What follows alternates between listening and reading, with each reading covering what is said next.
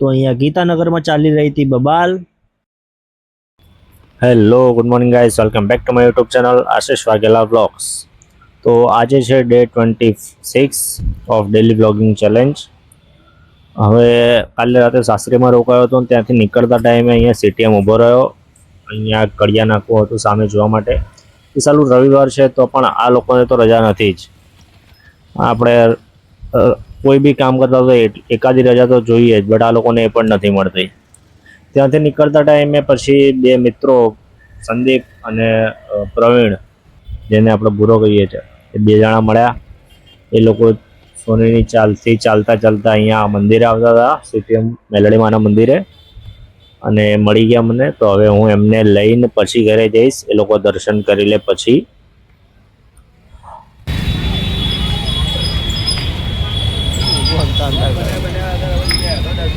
તો ત્યાંથી ઘરે આવીને પછી નહીં ધોઈને આપણે રેડી થઈ ગયા, કારણ કે હજી એક જગ્યાએ જવાનું બાકી હતું. રોશનીને લઈને બહાર જવાનું છે થોડા કામથી, એ તમે આગળ જોઈ શકો છો બ્લોગમાં. બટ એના પહેલાં જો શું થયું એક્ટિવાની ચાવી જોડે.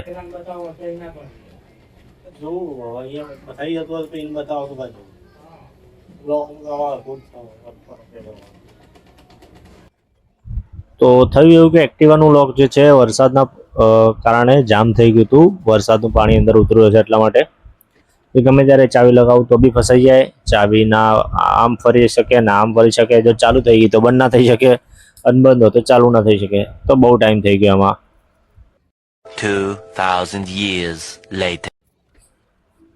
અને અંદર ચાવી નાખ્યા પછી પાછું ફસાઈ બી જાય તો એ પાછું ઊંધી તકલીફ, નીકળે બી નહીં. હું તો કંટાળ્યો. નહીં તો અડધો કલાક એમને એમ નીકળી જાય આમાં.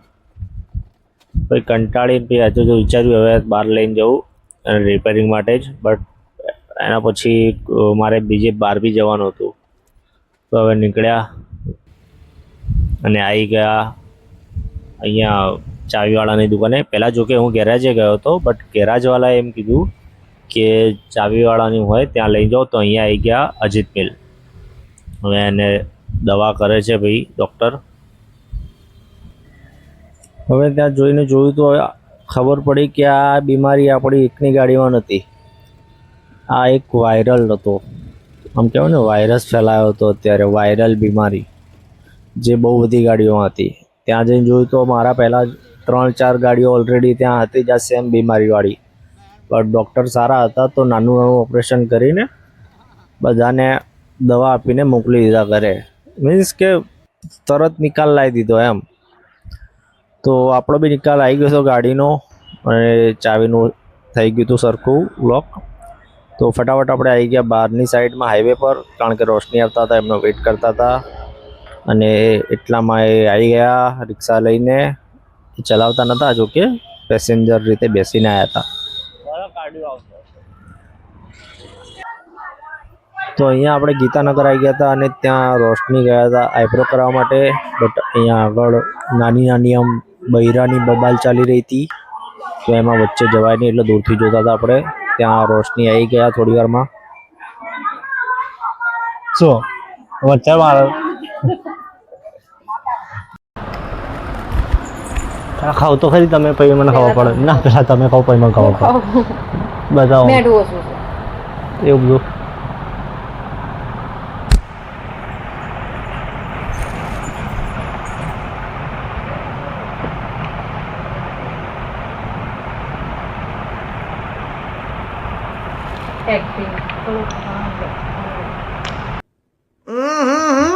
राजा जी अपनी शक्तियों का पूरा इस्तेमाल कर रहे हो.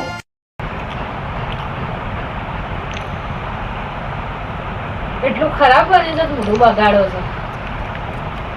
ખબર ના પડી પેન્ડિસ ખોલાવ.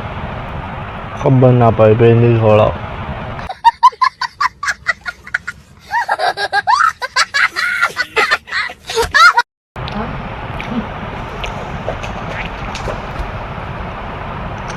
બેહો ને એઠા બેહો, ઉપર બેને ખવડાવું.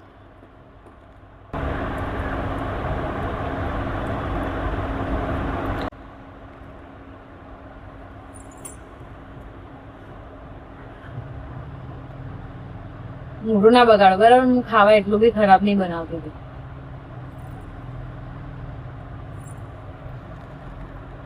ખાવા ખરાબ બનાવતી એમ તો બગાડો. તો સારું બનાવો તમે, અને ખરાબ બનાવો હમ? તો આવો એટલે એક જ સારું બને તમારે. કેવું ના તો એ તો બગડી જાય છે મારથી ખાવા. મને એ ભાવ એ બનાવી ખવડાવો આવું કોઈ બી. મારી હું જેમ કે મેરો રાખી દીધો.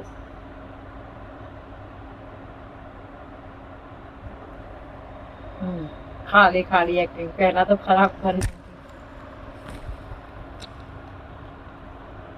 પહેલા તો ખરાબ ગણાઈ દીધું.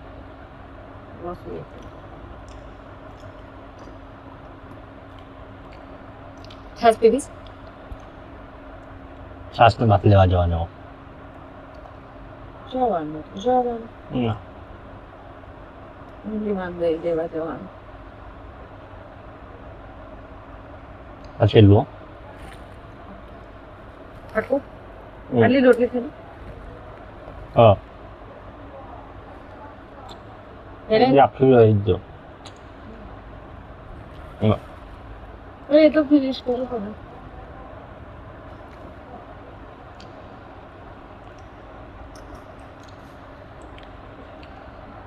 ના ભાઈ સાચું મોરું મીઠું ઓછું નહીં લાગતું.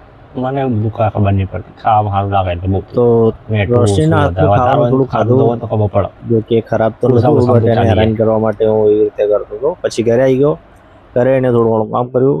પછી બહાર આ માસી આયા. આ માસી રોજ જે આખો દિવસ પાણી ભરવા ફરતા હોય, ખબર નહીં કેમ. પછી ક્યારેક વાત કરીશું એના વિશે. તો અત્યારે ફરીથી કામ કરવા બેસી ગયા, કારણ કે 2 દિવસનું કામ પેન્ડિંગ હતું. કામથી તમને મતલબ ખબર જ છે, વ્લોગિંગ, એડિટિંગ. તો હવે આજનો દિવસ એટલું કામ કરીને પૂરો કરીએ છીએ. Thank you so much for watching the video. Like કરો, શેર કરો, સબસ્ક્રાઈબ કરો. આશીષ વાઘેલા વ્લોગ્સ.